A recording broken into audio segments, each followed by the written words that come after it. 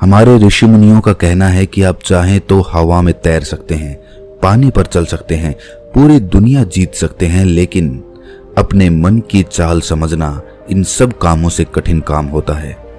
आपने कभी ख्याल किया होगा कि आप जो काम करना चाहते हैं आपका मन उससे उल्टा काम करता है। उदाहरण के लिए, अगर आप सिगरेट पीना छोड़ना चाहते हैं, आप खुद से दृढ़ निश्चय भी लेते हैं, लेकिन कुछ ही समय बाद आपका मन आपको खींचकर वापस उसी सिगरेट के पास लाकर खड़ा कर देता है। और ये बात सिर्फ सिगरेट पर लागू नहीं होती। हमारे जीवन में, हम सब के जीवन में बहुत सारे ऐसे काम होते हैं, ऐसी आदतें होती हैं जिन्हें हम छोड़ना चाहते हैं, लेकिन हम चाहकर भी उन आदतों को छोड़ नहीं पाते हैं। लेकिन अगर हम प्रयास करके अपने मन के दृष्टा बन जाते हैं, उसके साक्षी बन जाते हैं, तो हम अपने मन की चाल को पकड़ सकते हैं।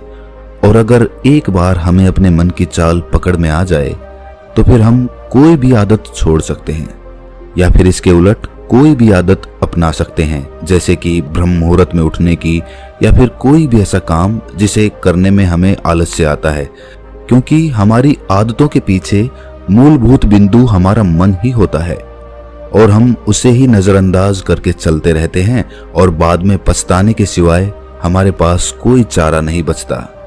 आज की जो बोध कहानी मैं आपको सुनाने जा रहा हूं, उसमें आपको कुछ ऐसे तरीके पता चलेंगे जिससे कि आप अपने मन की चाल को भली भांति पकड़ सकते हैं, उसको जान सकते हैं, उसका निरीक्षण कर सकते हैं और उसके बाद अपनी आदतों में बदलाव कर सकते हैं। एक बार एक वाचाल शिष्य एक गुरु के आश्रम में शिक्षा ग्रहण करने के लिए आया हुआ था। वो शिष्य अपने गुरु की बात कम सुनता था, लेकिन अपनी बात बताने में वो बहुत उत्सुक रहता था। एक दिन गुरु ध्यान पर चर्चा कर रहे थे। ध्यान किस प्रकार किया जाता है और ध्यान का क्या महत्व होता है, इसी पर चर्चा चल रही थी। आश्रम के सभी शिष्य मौन होकर अपने गुरु की बातों को सुन रहे थे। गुरु उनको समझा रहे थे कि आप किसी भी प्रकार का ध्यान करते हो, लेकिन ध्यान की गहराइयों में जाने के लिए आपको अपने मन के अंदर प्रेम जागृत करना होगा। ध्यान करते समय आपको निरंतर अपने मन का निरीक्षण करना होगा कि आपके मन के अंदर किस प्रकार के विचार आते हैं। गुरु अपनी बात पूरी कर पाते इससे पहले ही वो वाचाल शिष्य बीच में ही बोल पड़ा। उसने कहा, गुरुजी, मैं बहुत दिनों से अपने मन का निरीक्षण कर रहा हूँ। मैं हर आने जाने वाले विचार को बड़ी गहराई से देखता हूँ, समझता हूँ, लेकिन उसके बावजूद मेरे मन की आदतों में कुछ बदलाव नहीं आ रहा है। मैं अक्सर सुबह देरी से उठता हूँ और रोज रात को मैं यही सोचकर सोता हूँ कि मैं सुबह जल्दी उठूंगा, जल्दी उठकर ध्यान करूंगा, अपने मन का निरीक्षण करूंगा, लेकिन मैं ये कर नहीं पाता हूँ। मैंने अपने साथी शिष्यों से भी इस बारे में चर्चा की, लेकिन उनके पास भी इसका कोई जवाब नहीं है। इस आश्रम में कोई एक दूसरे से बात ही नहीं करना चाहता, सब लोग चुपचाप रहते हैं, कोई चर्चा नहीं होती। ऐसे हम अपने मन को कैसे समझ पाएंगे, उसका निरीक्षण कैसे कर पाएंगे?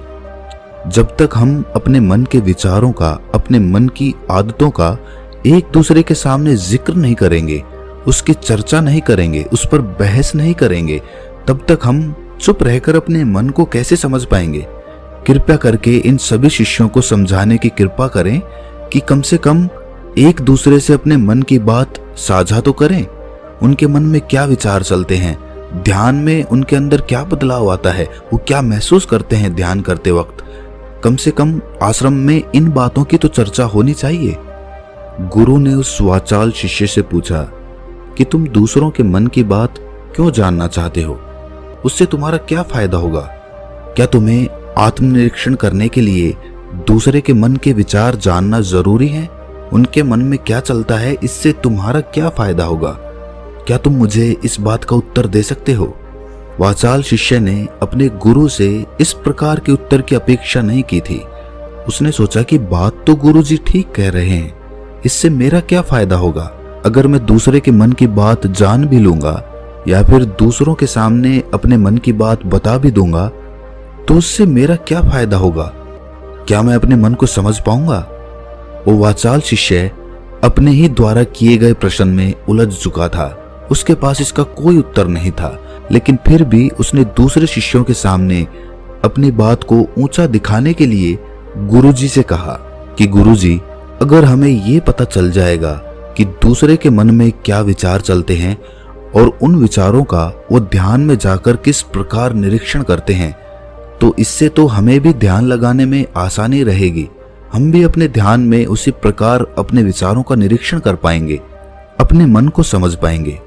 क्या आपको नहीं लगता कि गहरा ध्यान लगाने के लिए किन बातों का ध्यान रखा जाए, किस प्रकार अपने मन का निरीक्षण किया जाए, इस बात की चर्चा करने से दूसरे शिष्यों का भी भला हो सकता है। गुरुजी ने उससे पूछा कि मान लो कोई शिष्य गहरा ध्यान लगा पाता है और अगर वो तुम्हें अपनी मनोदशा बता भी दे कि किस प्रकार वो अपने मन का निरीक्षण करता है, अपने विचारों का निरीक्षण करता है, तो तुम्हें क्या लगता है कि ये जानकर तुम भी गहरे ध्यान में उतर पाओगे? अगर तुम ऐसा सोच रहे हो तो मैं तुम्हें एक बात बता दूं कि तुम अपने ही मन के बनाए हुए जाल में खुद फंस जाओगे। अगर तुम्हें कोई ऐसी प्रक्रिया पता चल गई कि गहरे ध्यान में किस प्रकार प्रवेश किया जाता है, तो तुम्हारा मन उसी प्रक्रिया का अनुसरण करने की कोशिश करेगा। तुम वर्तमान में उपस्थित होकर अपनी मनोदशा नहीं समझ पाओगे, बल्कि तुम्हारा मन तो उस प्रक्रिया के विचारों में उलझा रहेगा। तुमने अपने मन को एक काम दे दिया करने के लिए और तुम्हारा मन उसी काम को करता रहेगा। तुम भी उस काम में सम्मिलित हो जाओगे, तो तुम अपने मन का निरीक्षण किस प्रकार कर पाओगे? क्योंकि तुम तो खुद अपने मन के साथ सम्मिलित हो गए, तुम तो खुद अपने मन के साथ एक हो गए। गुरुजी ने बताया कि तुम अपने मन को तभी समझ सकते हो जब तुम अपने मन से अलग हटकर अपने मन को देख पाओ, अपने मन की चाल को दूर से खड़े होकर समझ पाओ। जिस भी विषय को या जिस भी चीज को तुम्हें समझना हो, तुम्हें उसे अलग होकर देखना होगा। अगर तुम उसके साथ एक हो गए तो तुम उसको कभी नहीं समझ पाओगे, तुम उसके साथ सम्मिलित हो जाओगे। जिस प्रकार तुम अपने विचारों को समझने की कोशिश करते हो, लेकिन विचारों को समझते समझते तुम अपने ही विचारों में खो जाते हो, कभी अनुभव किया है तुमने? शिष्य ने हाँ में सर हिलाते हुए कहा कि गुरुजी, जब भी मैं अपने विचारों का निरीक्षण करने लगता हूँ तो ऐसा ही होता है, मैं अपने ही विचारों में खो जाता हूँ। कुछ समय बाद मुझे ध्यान में आता है कि मैं अपने विचारों का निरीक्षण कर रहा था, तो उसके बाद मैं फिर से अपने विचारों का दृष्टा बन जाता हूँ, उनका साक्षी बनने की कोशिश करने लगता हूँ। लेकिन कुछ समय बाद मैं फिर से अपने विचारों के साथ एक हो जाता हूँ। गुरुजी ने सभी शिष्यों को समझाते हुए कहा कि जिस प्रकार एक गुस्से से भरा हुआ आदमी कभी भी अपने गुस्से का निरीक्षण नहीं कर पाता, क्योंकि वो खुद अपने गुस्से के साथ एक हो जाता है, वो अपने गुस्से को ही अपना अस्तित्व मान लेता है और इसीलिए वो ये कभी नहीं देख पाता कि ये गुस्सा उसके मन को किस प्रकार प्रभावित कर रहा है, किस प्रकार ये गुस्सा उसके मन को दुखी कर जाएगा। वो कभी नहीं देख पाएगा, क्योंकि उसके पास वो कला नहीं है कि वो अपने गुस्से को अपने से अलग करके देख पाए। इसी चीज के लिए सारे अभ्यास बने हुए हैं, ताकि तुम सिर्फ एक दृष्टा, एक साक्षी बनकर सभी चीजों को उसके परिपूर्ण, उसके असली स्वरूप में देख पाओ। और जब तुम सभी चीजों का, सभी विचारों का असली स्वरूप देख लेते हो, तब तुम्हें उसकी अनित्यता पता चलती है। तब तुम्हें पता चलता है कि ये सब आने जाने वाली चीजें हैं, लेकिन चेतना, कॉन्शियसनेस, वो हमेशा इंसान के साथ रहती है। वो दृष्टा, वो साक्षी जो उसको देख रहा है, वो हमेशा जीवित रहता है, वो कभी नहीं मरता, वो नित्य है। और वही चेतना होती है। चेतना किसी भी चीज से कभी भी बंधी हुई नहीं होती। चेतना तुम्हारा होश है। दूसरी चीजों को उनके स्वरूप में देख पाने की कला तुम्हें तुम्हारी चेतना से ही मिलती है। जितनी प्रगाढ़ तुम्हारी चेतना होगी, उतने ही अच्छे तरीके से तुम चीजों से अलग हटकर उनको देख पाने में सक्षम हो पाओगे। इसलिए अपनी चेतना को ऊपर उठाने का काम करो, ताकि तुम अपनी चेतना से किसी भी चीज का असली स्वरूप देखने में सक्षम हो पाओ। शिष्य ने पूछा कि गुरुदेव, आपकी बातें कुछ कुछ तो समझ में आ रही हैं, लेकिन एक बात समझ में नहीं आई कि अपनी चेतना को ऊपर उठाने के लिए, अपने आप को ज्यादा होश में रखने के लिए हमें क्या करना होगा। इस पर चर्चा करते हुए गुरु ने बताया कि तुम मौन होकर, चुप होकर सिर्फ अपने विचारों को, अपने मन की प्रक्रियाओं को, अपने अनुभवों को देखना शुरू करो। तुम्हारे अनुभव आते हैं, तुम्हारे अनुभव चले जाते हैं, वो अनित्य है। वो हमेशा हमारे साथ नहीं रहने वाले, लेकिन हमारा मन उन्हीं अनुभवों को पकड़ने की कोशिश करता रहता है। जब तुम्हें कोई अच्छा अनुभव होता है तो तुम्हारा मन चाहता है कि तुम्हें बार बार वही अनुभव हो, और उसी अनुभव को लेने के चक्कर में तुम्हारा मन तुम्हें फंसाता चला जाता है। तुम्हारी चेतना तुम्हारे मन के अधीन हो जाती है। वही होता है एक सिगरेट पीने वाले के साथ, वही होता है एक शराब पीने वाले के साथ, और वही होता है हर बुरी आदत अपनाने वाले के साथ कि उसकी चेतना उसके मन की गुलाम हो जाती है। अगर तुम अपनी चेतना को अपने मन से आजाद करना चाहते हो तो सबसे पहले मौन रहना सीखो, चुप रहना सीखो। तुम्हारे ज्यादा बोलने की आदत, दूसरों से उनके अनुभव सुनने की आदत तुम्हारे मन को और ज्यादा भर देगी। लेकिन अपनी चेतना को आजाद करने के लिए तुम्हें अपने मन को खाली करना सीखना होगा। जब तुम अपने मन को खाली करोगे तब तुम्हें अपनी चेतना का असली स्वरूप दिखाई देगा। तब तुम्हें पता चलेगा कि मौन रहकर, चुप रहकर अपनी चेतना को कैसे ऊपर उठाया जाए, कैसे हमेशा चैतन्य रहा जाए। चैतन्य रहना ही हमारा असली स्वरूप होता है, लेकिन हम उसे भूल चुके हैं अपने मन के अधीन होकर। इसीलिए अपनी चेतना को अपने मन से छुटकारा दिलाना होगा। इसके लिए तुम चुप रहकर अपने मन के विचारों को देखना शुरू करो, उसके अनुभवों को महसूस करना शुरू करो। जब तुम अपने मन के साक्षी हो जाते हो, अपने मन के दृष्टा हो जाते हो, उसे देखने वाले हो जाते हो, तब तुम्हें पता चलता है कि तुम्हारे मन में एक विचार जाता है तो दूसरा आ जाता है, दूसरा जाता है तो तीसरा आ जाता है। और इस प्रकार जिस तरह सड़क पर भीड़ चल रही होती है, लोगों का हुजूम चल रहा होता है, एक आदमी जाता है तो दूसरा आता है, दूसरा जाता है तो तीसरा आता है, उसी प्रकार हमारे मन की भूमि में अनेकों अनेक विचार आते और जाते रहते हैं। लेकिन धीरे धीरे हम उनसे जुड़ते नहीं हैं, उनके साथ बहने नहीं लग जाते, उनके साथ खो नहीं जाते, बल्कि उनको साक्षी होकर बस देखते रहते हैं। और देखते देखते धीरे धीरे वो सभी विचार विलीन होने लगते हैं, और उसके बाद हमारे मन की भूमि पूरी तरह से खाली हो जाती है। और अब हमें पहली बार अपने चैतन्य होने का पता चलता है।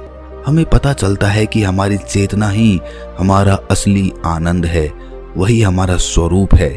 और उसके लिए अपने मन की भूमि से खरपतवार हटानी जरूरी होती है। उसके लिए मेहनत नहीं करनी, बस उन विचारों को देखते रहना है। एक विचार जाता है तो दूसरा आता है, दूसरा जाता है तो तीसरा आता है। बस देखते रहो, देखते रहो, साक्षी बने रहो, दृष्टा बने रहो, और देखते देखते वो विचार विलीन हो जाते हैं। लेकिन इसके लिए तुम्हें चुप रहकर अभ्यास करना होगा। चुप रहकर अपने विचारों का आत्मनिरीक्षण करना होगा, अपने मन की भावनाओं को समझना होगा। कब तुम्हें गुस्सा आता है, कब तुम्हें खुशी होती है, उसे अलग खड़े होकर देखना होगा। जब भी हमें गुस्सा आता है या खुशी होती है या किसी से घृणा होती है तो हम तत्क्षण उत्तेजित हो जाते हैं, और उत्तेजना की वजह से ही हम उन भावनाओं को अलग होकर देख नहीं पाते हैं। लेकिन अगर हम उत्तेजित ना हों, शांत रहें, शिथिल रहें, तो हम अपने मन की भावनाओं को समझ सकते हैं, उनको जान सकते हैं। और जब हम अपने मन की भावनाओं को जानने लगते हैं तब हमें पता चलता है कि कोई भी भाव हमेशा नहीं रहता। एक भाव जाता है तो दूसरा चला आता है। खुशी हमेशा नहीं रहती, दुख हमेशा नहीं रहता, गुस्सा हमेशा नहीं आता, घृणा हमेशा नहीं होती। जब इन बातों को हम समझने लगते हैं तो ये सारे भाव हमारे अंदर से विलीन होने लगते हैं, और सिर्फ एक प्रेम, एक आनंद हमारे अंदर बच जाता है। उसे ही हम परमानंद कहते हैं, और वही हमारा असली स्वरूप होता है। इसीलिए अपने मन की चाल में तुम खुद मत फंस जाना। अपने मन की चाल को दूर खड़े होकर बस देखते रहना, और देखते देखते वो चाल, तुम्हारा मन पूरी तरह से विलीन हो जाएगा। और जब कोई मन नहीं बचेगा तभी हम हर चीज में अपना मन लगा सकते हैं, हर काम को पूरे ध्यान पूर्वक कर सकते हैं। असल में मन का विलीन होना ही ध्यान में प्रवेश होता है। जब तक हमारा मन हावी होता है तब तक हम ध्यान में प्रवेश नहीं कर पाते, क्योंकि हमारा मन करेगा तब हम ध्यान करेंगे, और जब हमारा मन नहीं करेगा तब हम ध्यान नहीं करेंगे। और ऐसा हर काम में लागू होता है। लेकिन एक बार अगर हमारा मन विलीन हो जाता है तो हम हर काम में ध्यान लगा सकते हैं और ध्यान ही हमारा असली स्वरूप बन जाता है, वही चेतना बन जाती है। इस ज्ञान भरी चर्चा को सुनकर सभी शिष्य प्रसन्न हो गए, लेकिन गुरु ने उन्हें चेतावनी देते हुए कहा कि तुम प्रसन्न हो रहे हो, ये भी तुम्हारे मन की एक भावना है। तुम्हें ये बातें सुनने में मजा आ रहा है, इसीलिए तुम प्रसन्न हो रहे हो, लेकिन ये बातें हमेशा कोई तुम्हें नहीं सुनाएगा और इसी वजह से तुम्हारा मन हमेशा प्रसन्न नहीं रह पाएगा। अगर तुम्हें असली आनंद की खोज करनी है, ऐसी प्रसन्नता हासिल करनी है जो कभी विलीन ना हो, तो तुम शांत होकर, मौन होकर, भावना रहित होकर अपने विचारों और अपनी भावनाओं को देखना शुरू करो। उसके बाद तुम्हें खुद ही महसूस होगा कि चेतना जो होती है वो शाश्वत होती है, वो कभी नहीं मरती और बाकी सभी चीजें अनित्य हैं, वो खत्म हो जाएंगी, वो मर जाएंगी, वो पीछे छूट जाएंगी। कोई भी चीज इस संसार में शाश्वत नहीं होती सिवाय हमारी चेतना के।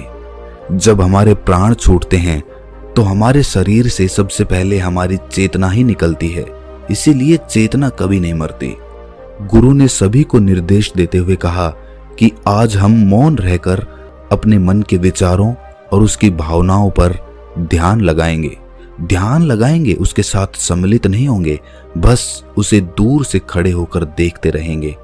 थोड़ा कठिन है, लेकिन अभ्यास करने से तुम इसमें पारंगत हो जाओगे। और इसके बाद गुरु ने सभी को ध्यान लगाने का संकेत किया। तो दोस्तों, कैसी लगी ये कहानी आपको कमेंट सेक्शन में जरूर बताना, और अच्छी लगी हो तो इस चैनल को सब्सक्राइब करके नोटिफिकेशन बेल को जरूर प्रेस कर देना। तो मिलते हैं किसी अगली कहानी में, तब तक के लिए अपना ख्याल